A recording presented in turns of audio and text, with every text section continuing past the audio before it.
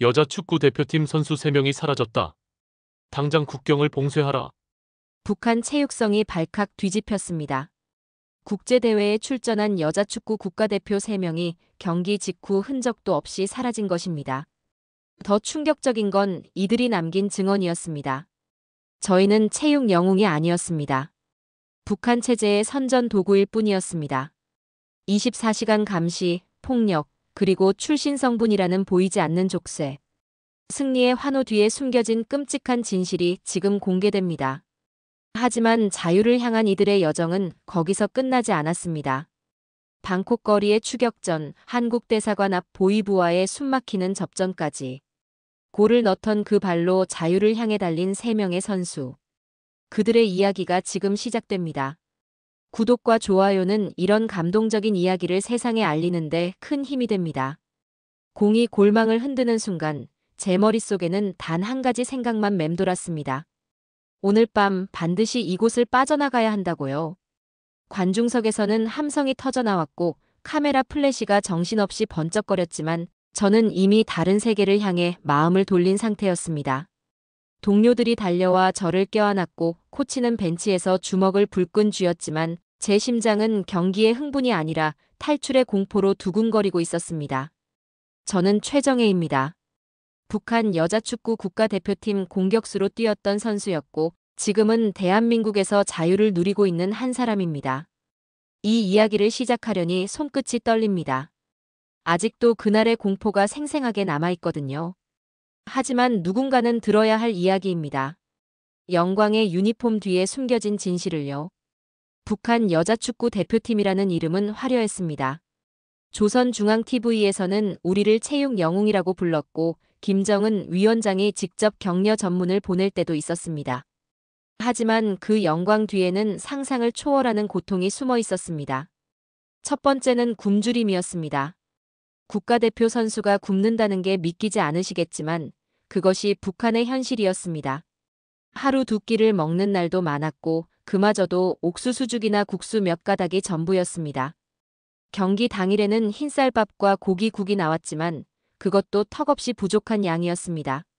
하루에 8시간씩 훈련하는 선수가 먹기에는 턱없이 모자란 분량이었죠. 밤이면 배고픔에 잠을 이루지 못하는 날이 허다했습니다. 속이 쓰리고 어지러워서 눈을 뜨면 옆 침대의 동료도 똑같이 천장만 바라보고 있었습니다. 여러분, 국가대표 선수가 하루 2끼도 못 먹고 굶는다는 게 믿어지십니까? 승리의 트로피를 들고도 배고픔에 잠 못 이루는 밤이 상상이 되십니까? 하지만 이것은 시작에 불과했습니다. 진짜 지옥은 따로 있었으니까요. 누구도 입 밖에 낼 수도 없어요. 불평은 곧 반동이었으니까요. 두 번째는 감시였습니다. 저희는 1년 365일 내내 감시당했습니다. 훈련장에도 숙소에도 심지어 화장실 앞에도 보위부 요원들이 배치돼 있었습니다. 누구와 어떤 대화를 나누는지, 어떤 표정을 짓는지, 심지어 잠꼬대까지 기록됐습니다. 의심스러운 행동을 하면 곧바로 조사실로 끌려갔고 며칠 동안 자아 비판을 써야 했습니다. 세 번째는 폭력과 부상이었습니다. 훈련 중 실수하면 운동장을 30바퀴 돌아야 했고 체력 훈련에서 뒤처지면 무릎을 꿇고 밤새 반성문을 써야 했습니다. 코치의 폭언과 폭행은 일상이었습니다. 한 번은 동료가 갈비뼈에 금이 갈 정도로 맞았지만 제대로 된 치료는커녕 파스 한 장 받지 못했습니다. 가장 최악이었던 것은 경기 후 버스를 타고 숙소로 오던 중 수비수였던 리명숙이 무릎을 부여잡으며 신음하고 있었어요. 훈련 중에 다쳤던 부상이 재발한 모양이었죠. 명숙이는 저보다 2살 어렸지만 실력만큼은 팀에서 손꼽힐 정도로 뛰어난 선수였습니다. 그날 경기에서도 3차례나 결정적인 슈팅을 막아내며 우리 팀의 승리를 이끌었던 주역이었습니다. 코치가 뒤돌아보며 참아, 숙소 가서 파스나 붙여라고 차갑게 말했어요. 명숙이의 얼굴은 창백했고 이마에는 식은땀이 송골송골 맺혀 있었지만 아무도 그녀를 위해 버스를 세우지 않았습니다. 그냥 참으라는 것, 그것이 북한 체육단이 선수를 대하는 방식이었어요. 며칠 뒤 우리는 소식을 들었습니다. 명숙이의 무릎 인대가 완전히 파열됐고 제대로 된 수술을 받지 못해 더 이상 운동을 할 수 없게 됐다는 소식을요. 그날 무릎이 꺾이는 소리와 함께 그 동료의 꿈도 무너졌습니다. 명수기처럼 부상을 당하여 쓸모 없어진 선수는 버려졌습니다. 하지만 가장 견디기 힘든 것은 절망이었습니다. 아무리 열심히 해도 미래가 보이지 않는다는 절망감이요. 출신 성분이 나쁘면 아무리 실력이 뛰어나도 주전 자리를 빼앗겼습니다. 당 간부의 딸들이 우선이었고 평양 출신이 특혜를 받았으며 지방 출신인 우리는 늘 뒷전이었습니다. 저는 함경남도 출신이었고 김진숙 언니는 할아버지가 월남자라는 이유로 평양 출신임에도 차별받았으며 강은미는 청진의 가난한 집안 출신이었습니다. 저희 셋은 비슷한 처지였기에 자연스럽게 가까워졌습니다. 그리고 며칠 전 조용히 약속을 나눴습니다. 이번 국제대회가 마지막 기회라고. 이번에 도망치지 못하면 평생 이 지옥에서 벗어날 수 없을 거라고. 해외 경기 때는 감시가 상대적으로 느슨했고 이것이 우리에게 주어진 단 한 번의 기회였습니다. 과연 저희는 무사히 빠져나갈 수 있을까요? 18살 봄, 저는 평양행 기차에 몸을 실었습니다. 창밖으로 스쳐 지나가는 풍경을 보며 가슴이 두근거렸습니다. 드디어 해냈다는 생각뿐이었습니다. 함흥에서 평양까지 이 거리가 북한에서는 하늘과 땅만큼이나 먼 거리였으니까요. 평양역에 내려서 처음 본 거리는 함흥과는 차원이 달랐습니다. 높은 건물들, 깨끗한 도로, 제복을 입은 사람들의 단정한 모습. 체육단 차량이 저를 태우고 간 곳은 능라도에 있는 사이오 체육단이었어요. 훈련장을 처음 봤을 때의 감동을 잊을 수 없습니다. 천 연잔디가 깔린 넓은 운동장, 실내 체육관, 샤워 시설까지 갖춰진 건물. 함흥에서는 흙바닥에서 훈련했는데 여기는 정말 천국 같았습니다. 코치가 저를 숙소로 안내했습니다. 6인실이었는데 침대가 있고 난방도 됐습니다. 저는 이제 정말 성공한 거라고 믿었습니다. 하지만 그날 저녁 첫 식사 때 제 환상은 산산조각 났습니다. 식당에서 나온 것은 밥 반 공기와 무국, 그리고 김치 몇 조각이 전부였습니다. 옆에 앉은 선배가 제 표정을 보고 작게 웃었습니다. 놀랐지? 여기가 천국인 줄 알았어. 하지만 입 밖에 내지는 마, 불평은 곧 반동이야. 새벽 4시 반 기상 나팔 소리에 눈을 떴습니다. 아직 밖은 캄캄했고 온몸은 천근만근이었습니다. 세수도 제대로 할 틈 없이 운동복을 입고 운동장으로 내려가야 했습니다. 먼저 10km 달리기로 하루가 시작됐는데 추운 겨울에도 예외는 없었어요. 손가락 끝이 얼어서 감각이 없어져도 계속 달려야 했어요. 달리기가 끝나면 오전 6시, 그때서야 아침 식사가 나왔습니다. 아침은 옥수수죽 반 그릇이 전부였어요. 국자로 한 번 뜨면 끝, 더 달라고 할 수도 없었어요. 배급량은 정해져 있었고 그것을 넘어서는 것은 사치였으니까요. 오전 훈련은 4시간 동안 계속됐습니다. 기초 체력 훈련, 패스 연습, 슈팅 연습. 쉬는 시간도 거의 없이 계속 뛰어야 했어요. 점심시간이 되면 배가 고파서 눈앞이 아찔했습니다. 점심은 국수 한 사발이었어요. 면발의 양도 얼마 안 됐고 국물도 맹물 같았습니다. 그래도 허겁지겁 먹어치웠습니다. 오후에도 4시간 훈련이 기다리고 있었으니까요. 저녁 7시가 되어서야 하루 훈련이 끝났습니다. 저녁 식사는 밥 반 공기와 김치, 그리고 가끔 콩나물국이 나왔습니다. 이것이 국가대표 선수의 하루 식단이었습니다.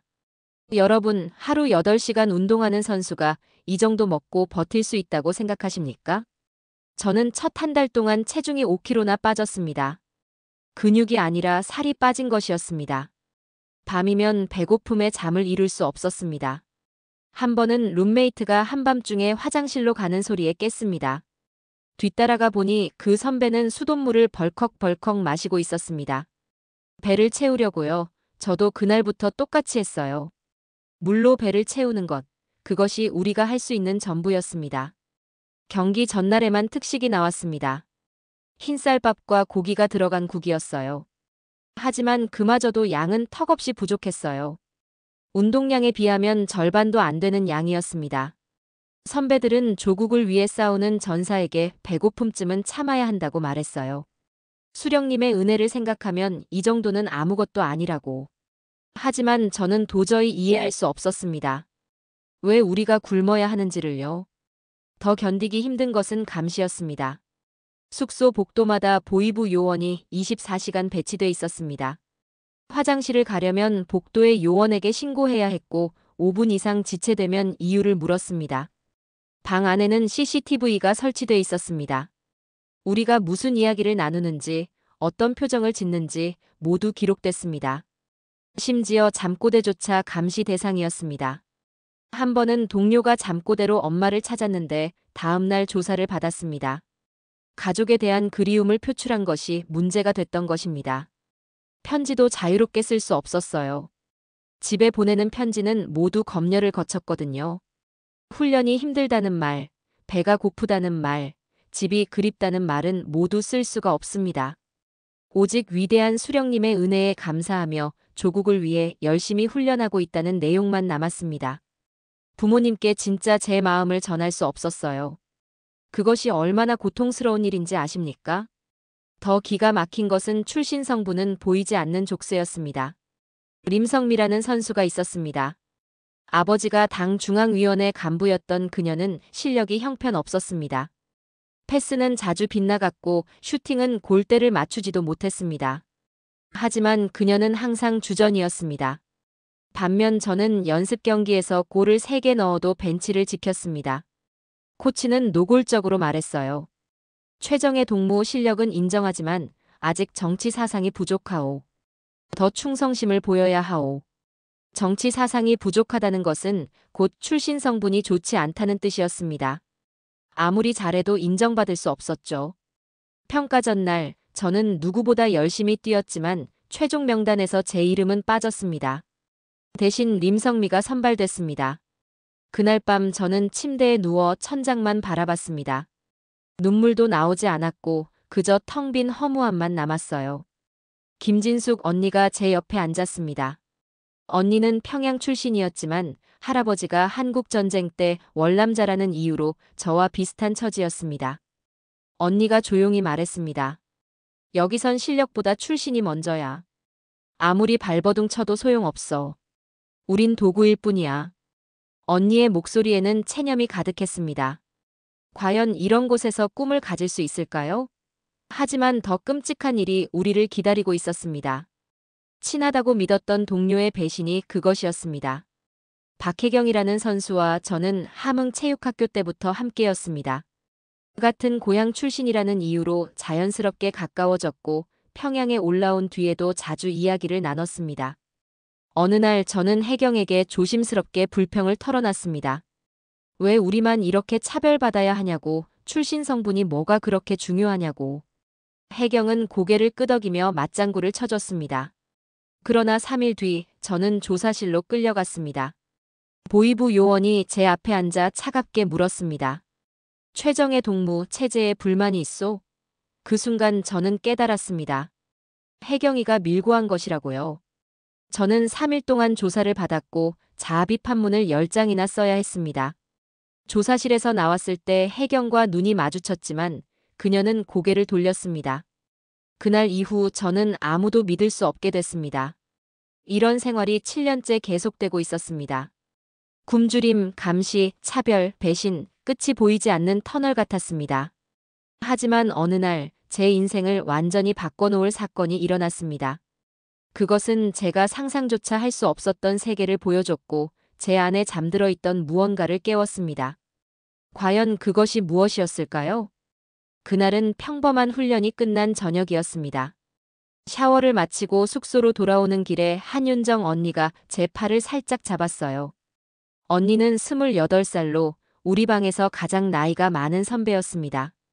은퇴를 1년 앞둔 베테랑 골키퍼였죠. 언니가 제 귀에 속삭였습니다. 정혜야, 오늘 밤 자정에 깨어 있어. 보여줄 게 있어. 목소리가 떨리고 있었습니다. 우리 방은 4인실이었습니다. 저와 김진숙 언니, 강은미, 그리고 한윤정 언니. 우리는 1년째 같은 방을 쓰고 있었습니다. 침대 2개를 나눠 쓰며 서로의 숨소리까지 알 정도로 가까웠습니다. 하지만 그날 밤 윤정 언니가 보여준 것은 우리의 세계를 완전히 뒤흔들어 놓았습니다.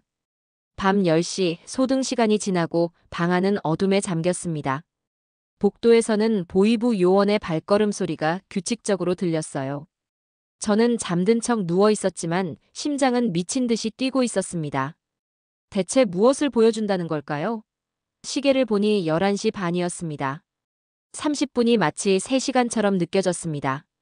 자정이 되자 윤정 언니가 조심스럽게 일어나서 침대 밑에서 뭔가를 꺼내는 소리가 들렸어요.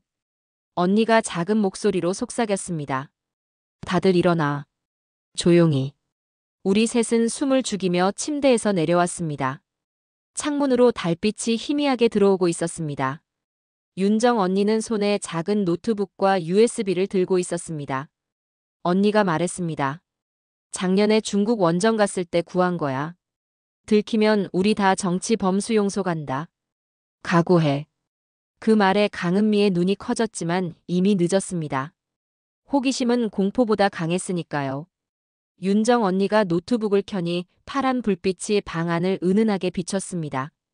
언니는 재빨리 이불을 창문에 덮어 빛이 새어나가지 않게 했어요. 그때 복도에서 발소리가 들렸습니다. 우리는 숨을 멈췄습니다. 보이부 요원이 순찰을 도는 소리였어요. 발소리가 우리 방 앞에서 잠시 멈췄습니다. 심장이 터질 것 같았습니다. 언니가 재빨리 노트북을 이불 아래 숨겼습니다. 5초, 10초 영원처럼 느껴지는 시간이 흘렀습니다. 다행히 발소리는 멀어져 갔습니다.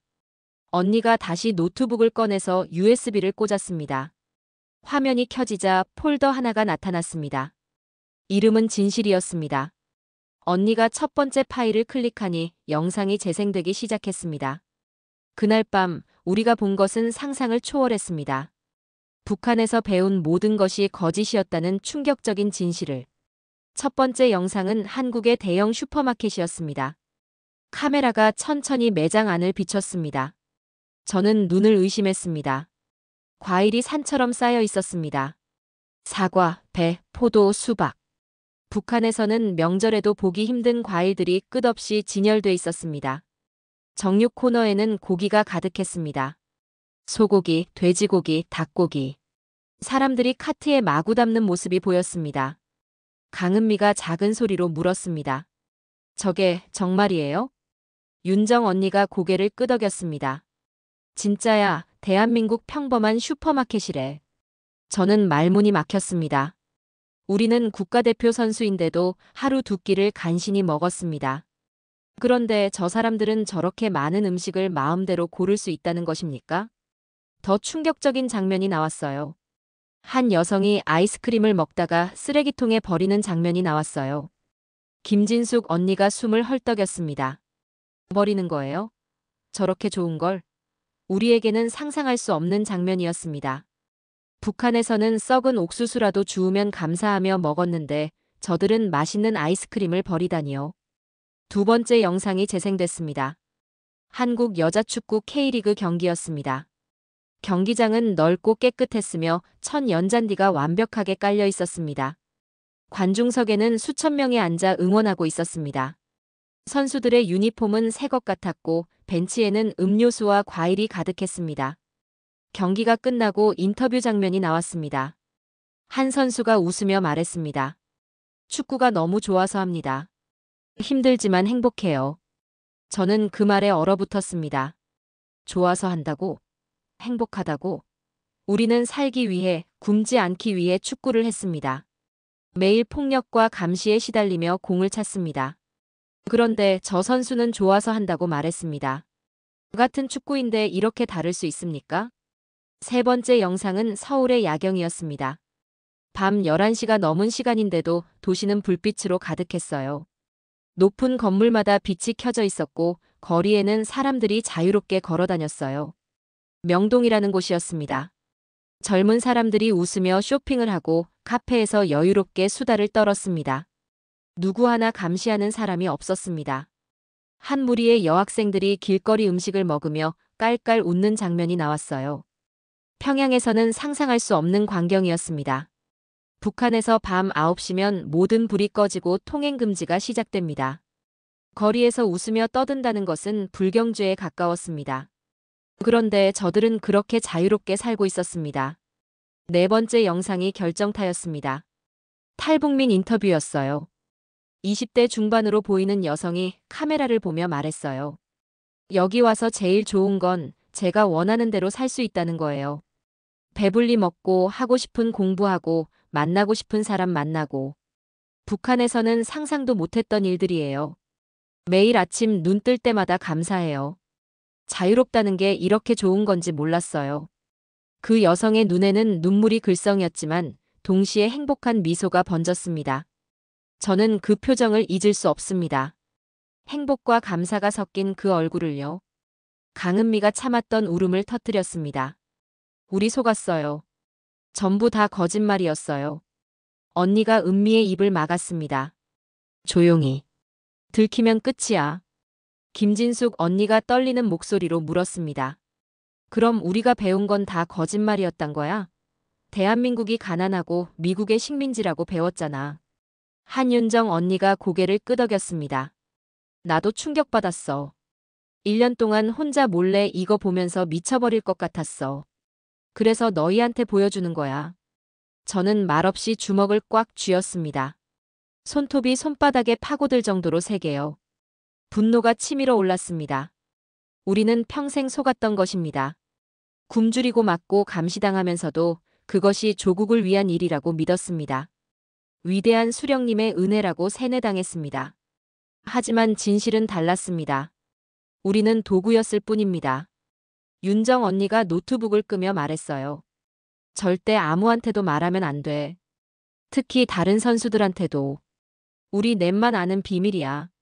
알겠지? 우리는 고개를 끄덕였습니다. 하지만 우리는 몰랐습니다. 그날 밤의 선택이 우리 모두의 운명을 바꿔놓을 줄은. 그리고 한윤정 언니에게 끔찍한 일이 닥칠 줄은. 각자 침대로 돌아가 누웠지만 아무도 잠들지 못했습니다. 천장을 바라보며 저는 계속 생각했습니다. 나도 저렇게 살 수 있을까? 자유롭게 웃고 배불리 먹고 좋아서 축구를 할 수 있을까? 처음으로 탈북이라는 단어가 머릿속을 스쳤습니다.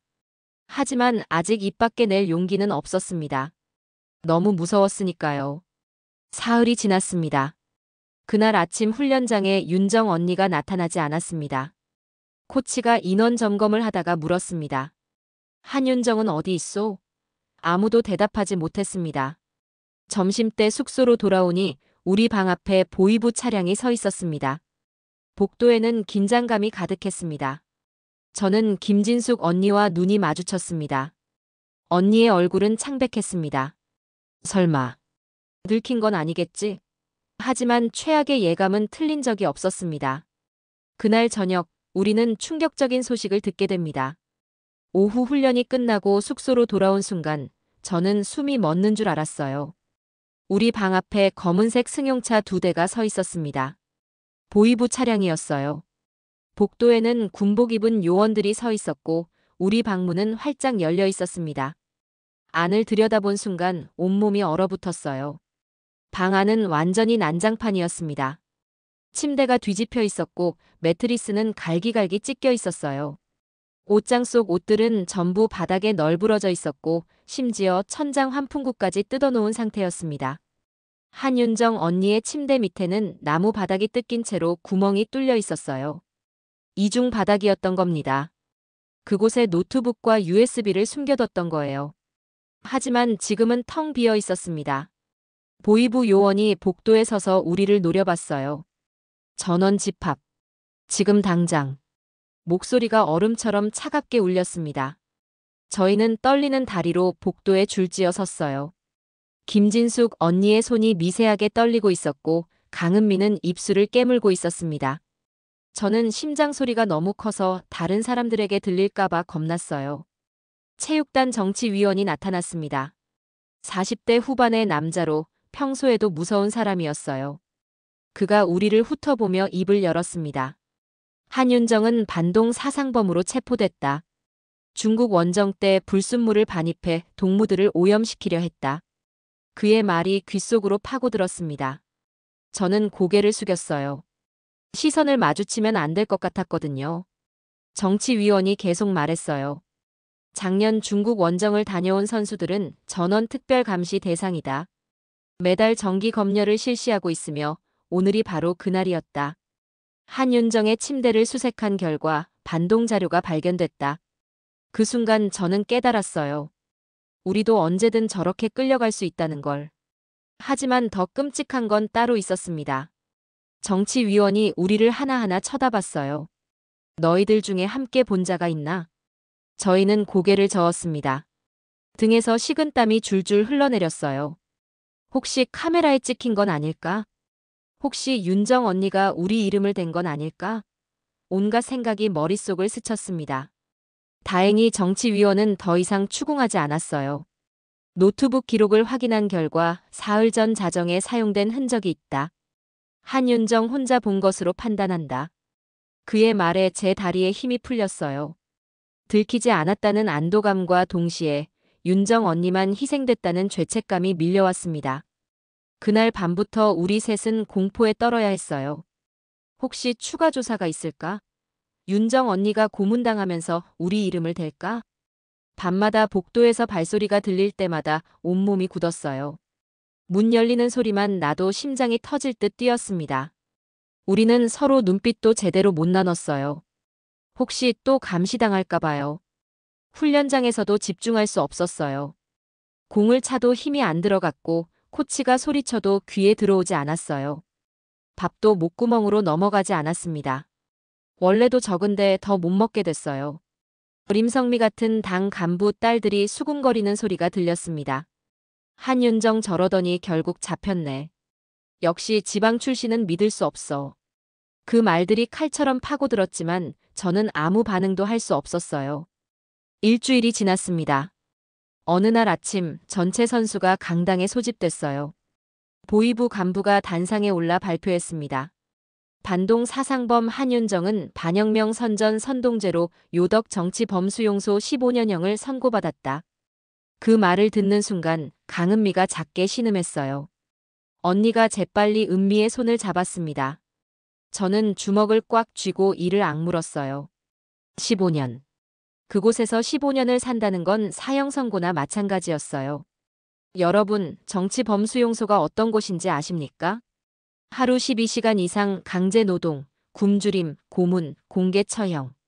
그곳에 들어간 사람 중 살아나오는 사람은 거의 없다고 들었어요. 윤정 언니는 29살이었습니다. 은퇴를 1년 앞두고 있었고 평생 축구만 했던 선수였어요. 그런 언니가 저 지옥 같은 곳에서 15년을 보내야 한다니요. 그날 같은 시간에 또 다른 소식도 들었습니다. 부상당했던 리명숙에 관한 소식이었어요. 명숙이는 무릎 인대 파열 수술을 받지 못해 결국 장애인이 됐다고 했습니다. 체육단에서 퇴출됐고 함경북도 무산 탄광으로 배치됐다는 거예요. 26살 여자가 탄광 노동을 한다니요. 무릎도 성치 않은 상태로요. 이것이 바로 쓸모 없어진 선수의 최후였습니다. 저는 그날 밤 잠을 이룰 수 없었습니다. 천장을 바라보며 계속 생각했어요. 윤정 언니처럼 끌려갈 수도 있다. 명숙이처럼 버려질 수도 있다. 이대로 살다가는 나도 저렇게 끝날 거야. 공포가 온몸을 짓눌렀지만 동시에 분노도 치밀어 올랐습니다. 왜 우리는 이렇게 살아야 하는 거죠? 왜 자유롭게 살 수 없는 거예요? 자정이 넘은 시각, 저는 조용히 일어나 화장실로 향했어요. 김진숙 언니와 강은미도 안 자고 있었어요. 우리는 수돗물을 틀어놓고 작은 목소리로 속삭였어요. 언니가 먼저 입을 열었습니다. 더 이상은 안 돼. 우리도 저렇게 될 거야. 강은미가 눈물을 글썽이며 말했어요. 언니들, 저 나가고 싶어요. 여기서 벗어나고 싶어요. 저는 두 사람을 바라봤습니다. 언니들, 나도 그래요. 근데 어떻게 해야 할지 모르겠어요. 우리는 아직 구체적인 계획이 없었어요. 단지 나가고 싶다는 절박한 마음만 있었습니다. 하지만 그날 밤 씨앗은 확실히 뿌려졌어요. 탈북이라는 위험한 꿈의 씨앗이요. 2주가 지났습니다. 어느 날 아침 조회 시간에 코치가 발표했어요. 다음 달 태국에서 열리는 아시아 여자축구 국제대회에 우리 팀이 출전한다. 그 말을 듣는 순간 저와 김진숙 언니, 강은미의 눈빛이 반짝였어요. 기회다. 이게 우리의 마지막 기회일 수도 있어. 하지만 코치가 이어서 말했습니다. 최근 한윤정 사건 이후 해외 원정 선수에 대한 감시가 2배로 강화됐다. 보위부 요원이 각 방마다 배치되고 24시간 감시 체계가 가동될 것이다. 여권도 출국 당일에만 나눠주고 귀국하면 즉시 회수한다. 그 말에 가슴이 철렁 내려앉았어요. 이런 상황에서 과연 탈출할 수 있을까요? 하지만 선택의 여지는 없었습니다. 이번이 아니면 영영 기회가 오지 않을 테니까요.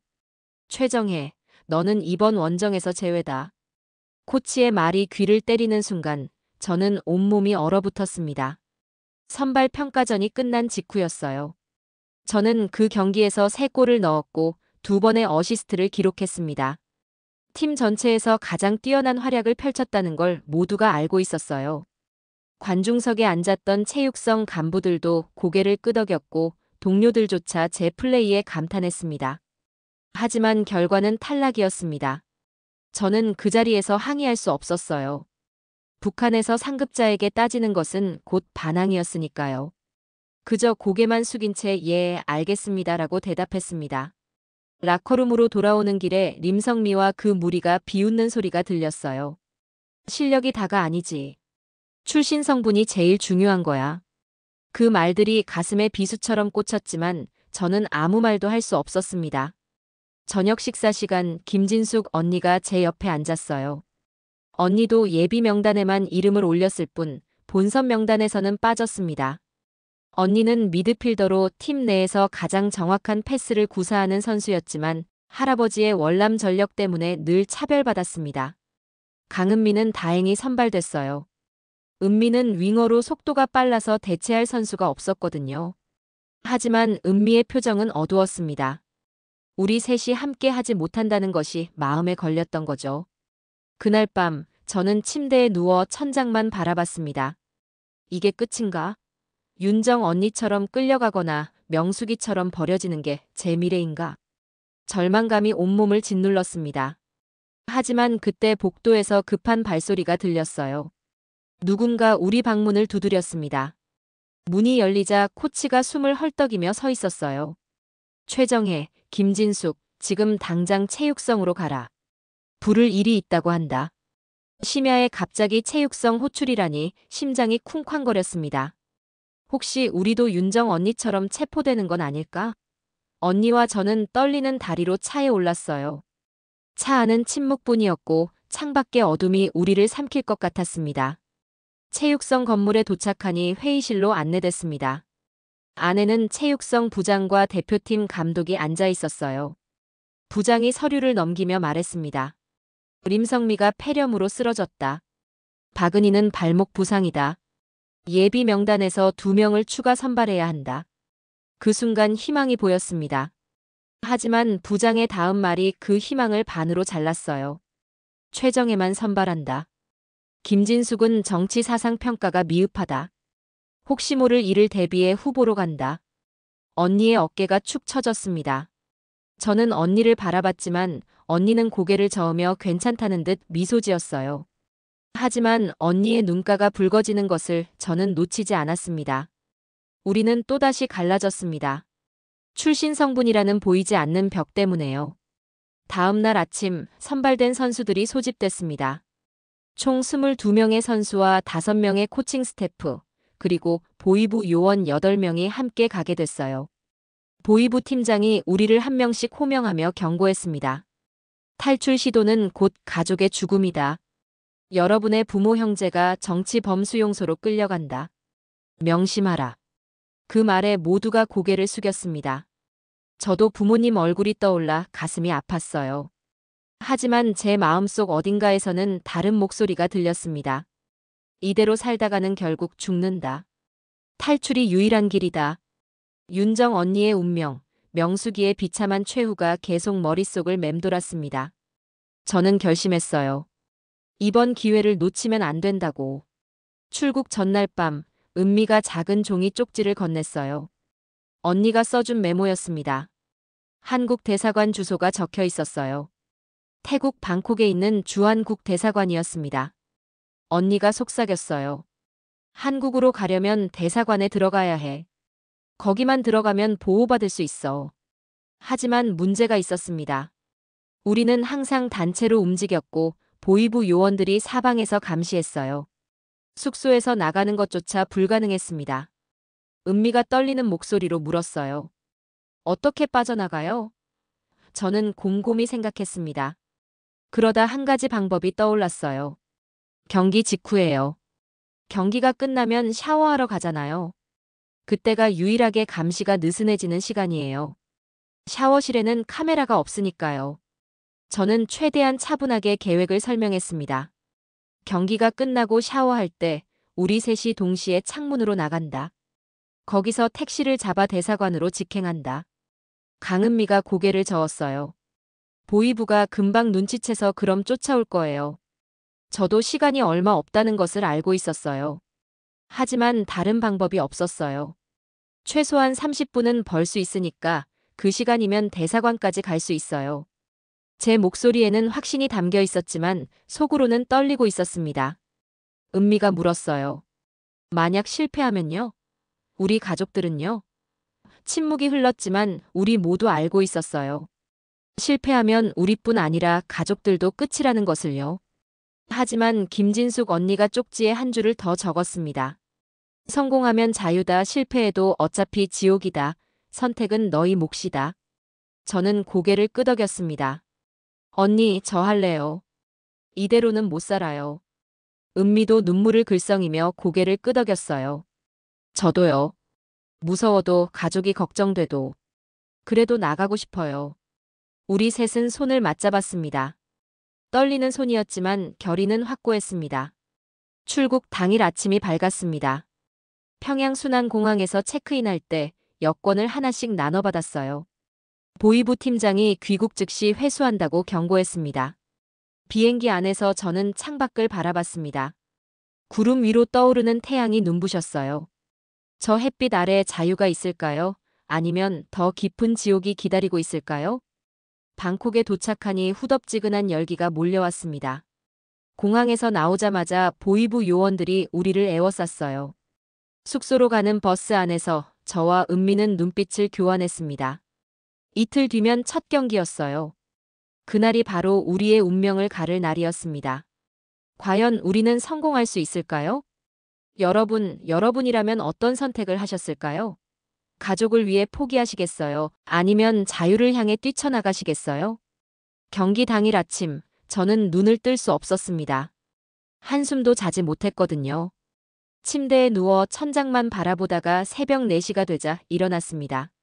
창밖은 아직 어두웠고 방콕의 후덥지근한 공기가 피부에 달라붙었어요. 옆 침대의 강은미도 잠들지 못한 채 눈만 뜨고 있었습니다.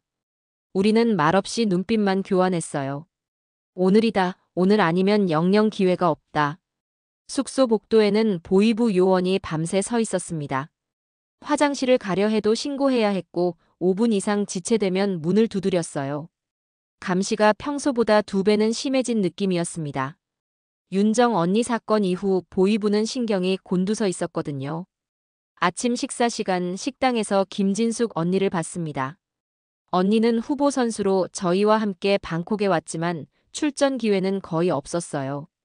언니와 눈이 마주치자 언니가 작게 고개를 끄덕였습니다. 오늘 저와 은미만 뛰더라도 언니는 응원하겠다는 뜻이었어요. 하지만 운명은 예상치 못한 방향으로 흘러갔습니다. 경기 시작 1시간 전 라커룸에서 주전 미드필더 한 명이 쓰러졌어요. 갑작스러운 복통이었습니다. 전날 먹은 음식이 상한 모양이었어요. 코치가 황급히 후보 명단을 확인했고 김진숙 언니를 불렀습니다. 후반전부터 투입 준비하라고요. 그 순간 은미와 제 눈이 마주쳤습니다. 세 사람 모두 경기에 나간다. 이건 우연이 아니고 운명이었어요. 킥오프 휘슬이 울렸습니다. 공이 구르기 시작했고 관중석에서 함성이 터져나왔어요. 하지만 제 머릿속에는 축구가 아니라 오직 한 가지 생각뿐이었습니다. 경기가 끝나면 샤워실 창문으로 나간다. 15분 안에 경기장을 빠져나가서 대사관으로 간다. 그 계획만 머릿속에서 맴돌았어요. 공이 제 발 앞으로 왔을 때도 슈팅을 때릴 때도 모든 순간이 기계적으로 느껴졌습니다. 전반전이 끝나고 1대1 동점이었습니다. 라커룸에서 잠깐 쉬는 동안 코치가 후반전 전술을 설명했지만 귀에 들어오지 않았어요. 후반전 시작과 동시에 김진숙 언니가 교체 투입됐어요. 언니가 경기장에 들어서는 순간 우리 셋은 서로를 바라봤어요. 드디어 세 사람이 함께 서게 된 겁니다. 이 순간을 위해 우리는 몇 달을 기다렸어요. 여러분, 자유를 향해 달리기 직전의 그 마지막 경기가 어떤 기분인지 상상이 되십니까? 공을 차면서도 머릿속에는 탈출만 있었고 골을 넣어도 기쁘지 않았어요. 단지 경기가 빨리 끝나기만 바랐습니다. 후반 35분, 은미가 코너킥을 올렸고 제가 헤딩으로 골을 넣었습니다. 2대1, 우리의 승리였어요.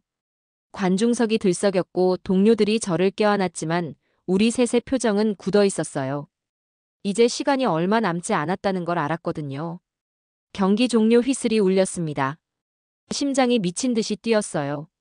상대팀과 악수를 나누고 관중석을 향해 인사했지만 다리가 후들거렸습니다. 보이부 요원들이 경기장 출구에서 우리를 기다리고 있었어요. 라커룸으로 이동하는 동안 요원 한 명이 저희 뒤를 바짝 따라왔습니다. 긴장감이 등줄기를 타고 흘렀어요. 라커룸에 도착하자 코치가 말했습니다. 샤워하고 30분 후 버스 출발이니 늦지 마라. 저희는 고개를 끄덕이고 샤워실로 들어갔어요. 샤워실 입구에도 보이부 요원이 서 있었지만 안까지는 따라 들어오지 못했습니다. 여자 선수들의 샤워실이었으니까요. 드디어 기회가 왔습니다. 샤워기를 틀자 물소리가 요란하게 울렸어요. 저는 은미와 김진숙 언니를 둘러봤습니다. 언니가 작게 고개를 끄덕였고 은미는 입술을 깨물고 있었어요. 우리는 샤워하는 척하며 창문 쪽으로 조심스럽게 이동했습니다. 창문은 2층 높이였고 밖에는 경기장 주차장이 보였어요. 관광버스 몇 대가 서 있었고 사람들이 오가고 있었습니다. 언니가 먼저 창문을 열었어요. 삐걱 소리가 났지만 물소리에 묻혔습니다. 언니가 먼저 창문 밖으로 몸을 내밀었고 2미터 아래 지붕으로 뛰어내렸어요. 이어서 은미가 그리고 마지막으로 제가 뛰어내렸습니다. 착지하는 순간 발목에 통증이 왔지만 참았어요. 지금은 아플 시간이 없었습니다. 우리는 지붕에서 다시 땅으로 뛰어내렸어요. 3미터 정도 높이였는데 착지할 때 은미가 비명을 참는 소리가 들렸습니다. 하지만 멈출 수 없었어요. 우리는 주차장 쪽으로 달렸습니다. 관광버스들 사이로 몸을 숨기며 경기장 정문을 향해 움직였어요. 등 뒤에서 언제 사이렌이 울릴지 몰랐기에 온몸에 긴장이 흘렀습니다. 여러분이라면 이 순간 어떤 생각이 드셨을까요? 성공할 수 있다는 희망. 아니면 곧 잡힐 거라는 공포. 저는 두 가지 감정이 동시에 밀려왔어요. 하지만 멈출 수 없었습니다. 이미 돌아갈 곳은 없었으니까요. 경기장 정문을 빠져나오는 순간 뒤에서 사이렌 소리가 울렸습니다. 15분이 지난 거예요. 보이부가 눈치챈 겁니다. 은미가 놀라서 뒤를 돌아봤지만 언니가 은미의 손을 잡아 끌었어요. 저희는 거리로 뛰쳐나갔습니다. 택시를 잡으려 했지만 아무도 서지 않았어요. 외국인이 3명이나 손을 흔들어대니 의심스러웠던 모양이에요. 그때 길 건너편에 시내버스 한 대가 서 있는 게 보였습니다. 사람들이 타고 있었어요. 우리는 망설이지 않고 그 버스로 달려갔습니다. 어디로 가는지도 모르고 요금이 얼마인지도 몰랐어요. 하지만 일단 경기장에서 멀어지는 게 급했습니다. 경기장 쪽에서 보이부 차량이 나오는 게 보였거든요. 버스에 올라타자 기사가 뭔가 물었지만 알아들을 수 없었어요. 언니가 주머니에서 돈을 꺼내 건네자 기사가 고개를 끄덕였습니다. 저희는 맨 뒷자리에 앉았어요. 창밖으로 보이부 차량이 거리를 수색하는 모습이 보였습니다. 심장이 터질 듯 뛰었지만 버스는 천천히 출발했습니다. 버스는 방콕 시내 쪽으로 향했습니다. 어디로 가는지 몰랐지만 일단 경기장에서 멀어지고 있었어요. 은미가 작은 소리로 속삭였습니다. 이제 어떻게 해요? 언니가 주머니에서 쪽지를 꺼냈어요. 한국 대사관 주소가 적혀 있었습니다. 하지만 문제는 어떻게 그곳까지 가느냐는 것이었어요. 우리는 태국어를 한마디도 못했고 길도 전혀 몰랐으니까요. 창밖으로 낯선 도시 풍경이 스쳐 지나갔어요. 높은 빌딩, 화려한 간판, 오가는 사람들. 자유의 세계였지만 동시에 우리에게는 너무나 낯선 세계였어요. 과연 저희는 한국 대사관까지 무사히 도착할 수 있을까요?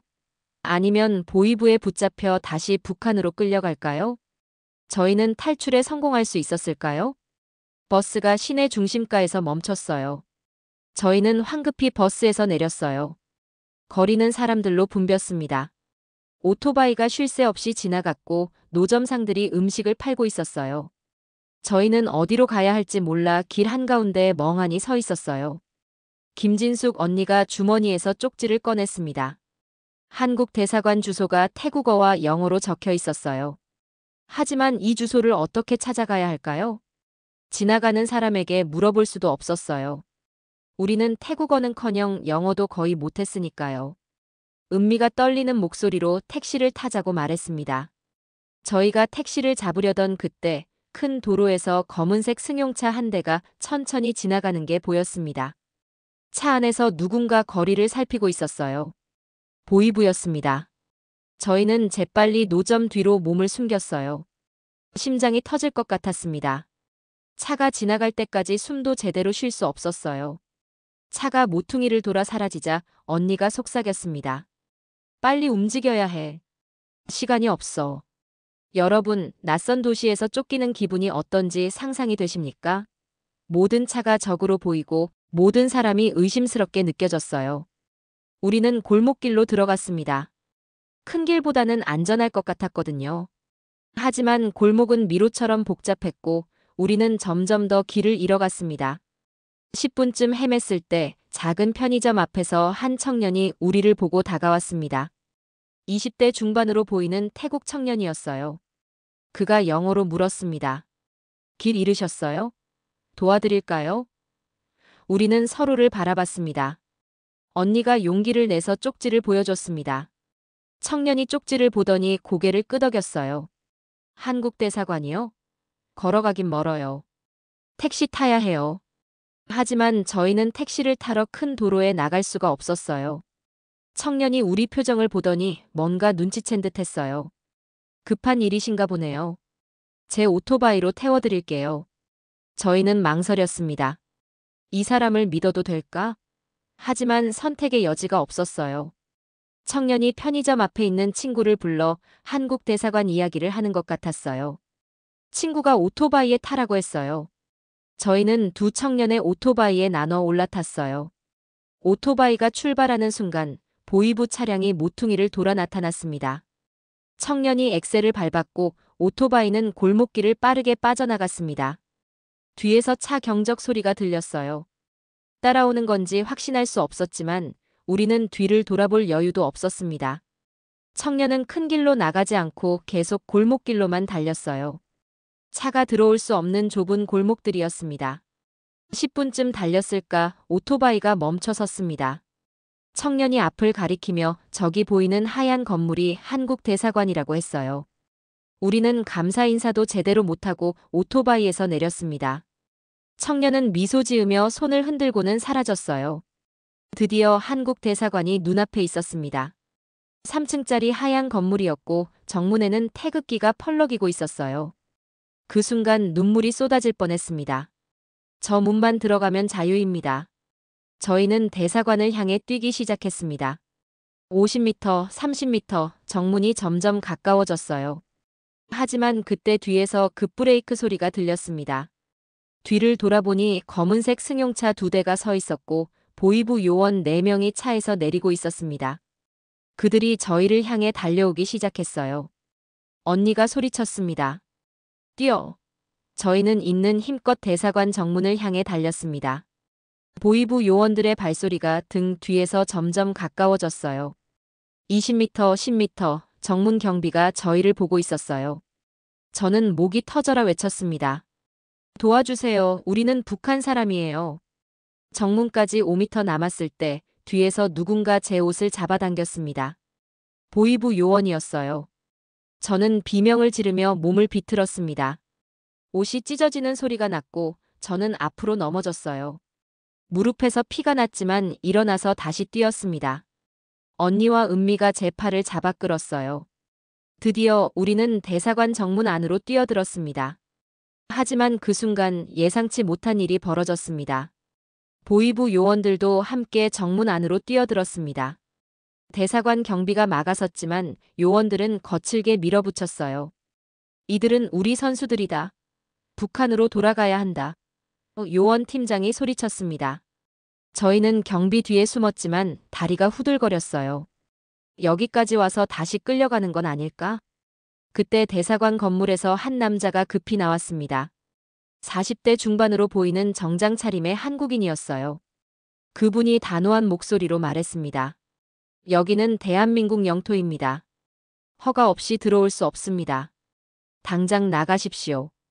보위부 팀장이 항의했지만 소용없었어요.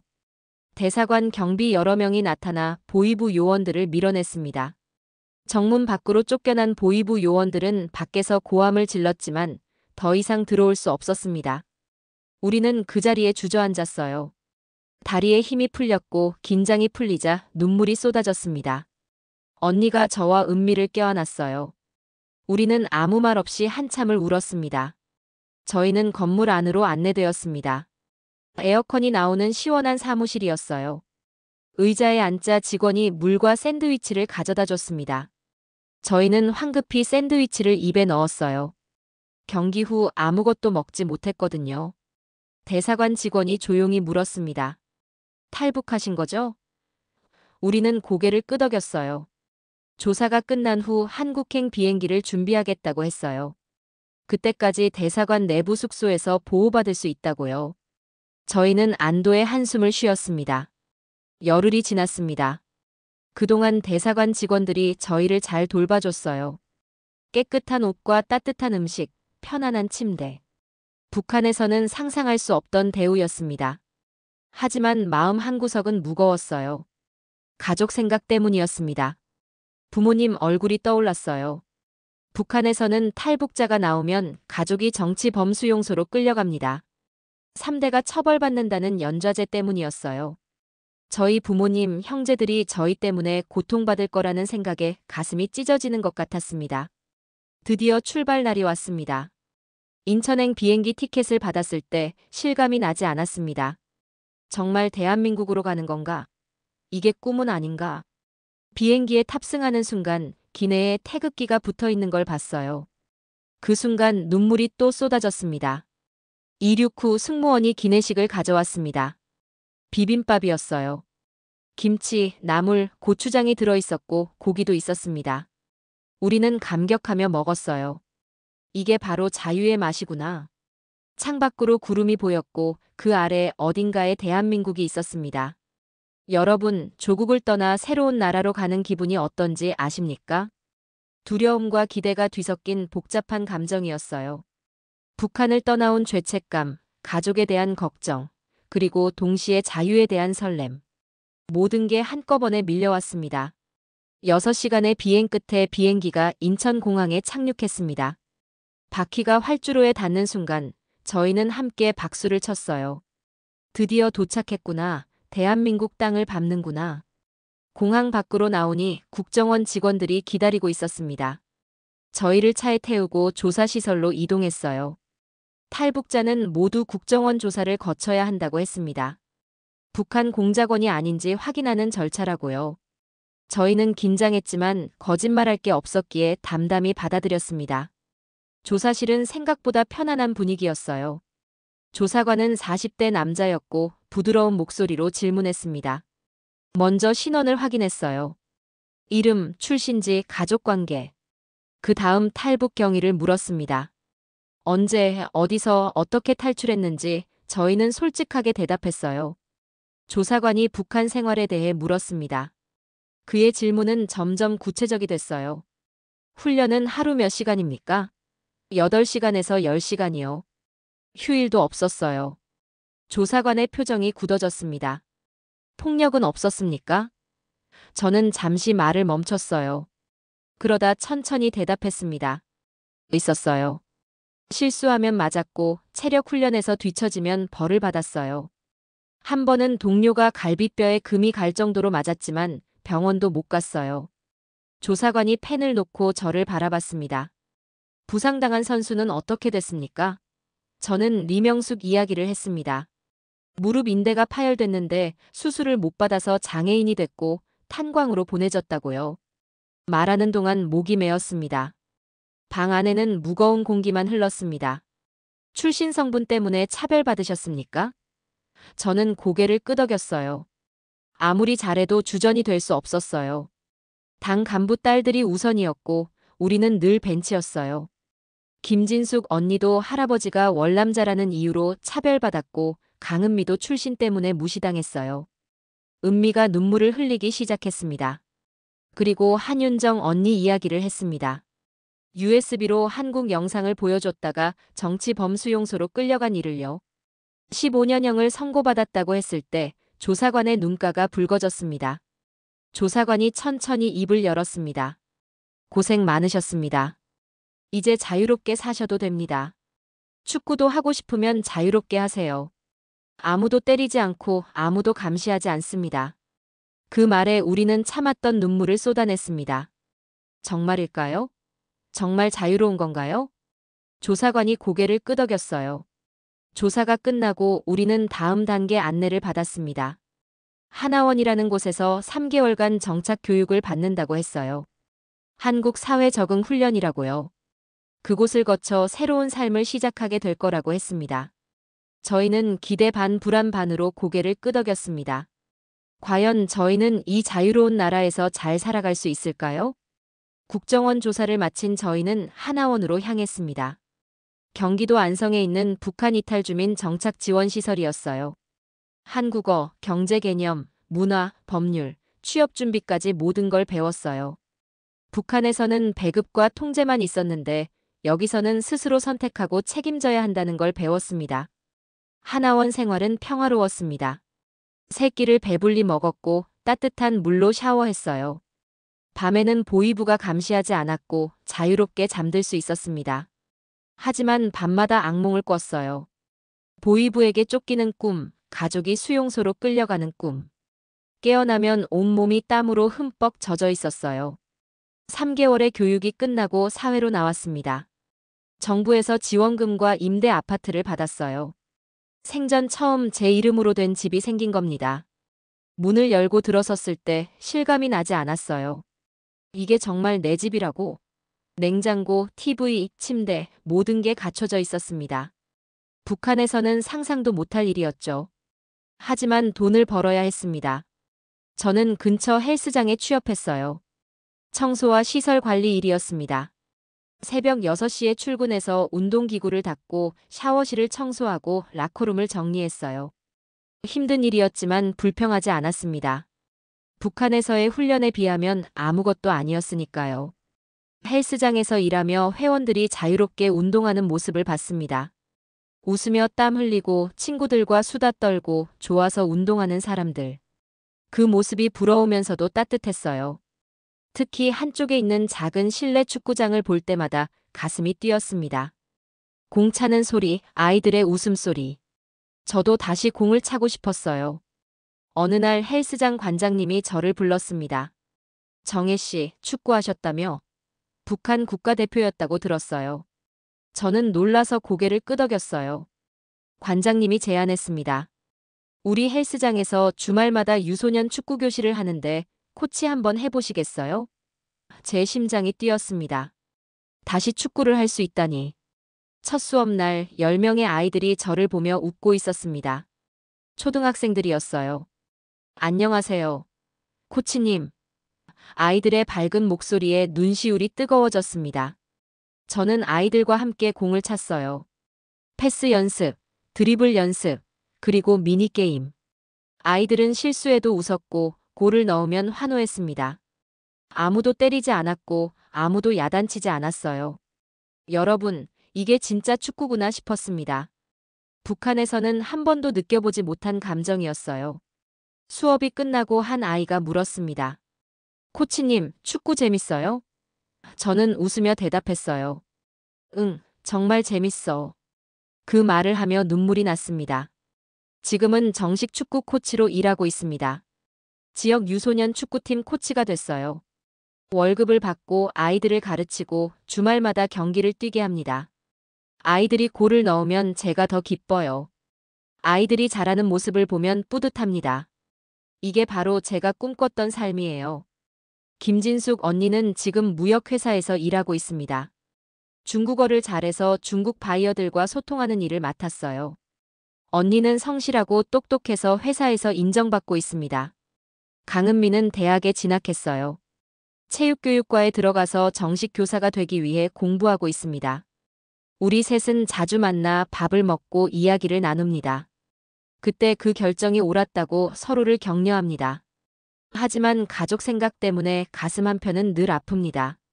밤마다 가족 얼굴이 떠올라 잠을 이루지 못할 때가 많습니다. 제가 자유를 얻은 대가가 가족의 고통이라는 게 너무 괴롭습니다. 언니와 은미도 마찬가지예요. 저희는 자주 통화하며 서로 위로합니다. 우리 잘못이 아니라고, 어쩔 수 없었다고. 하지만 위로가 되지 않습니다. 윤정 언니 생각도 자주 합니다.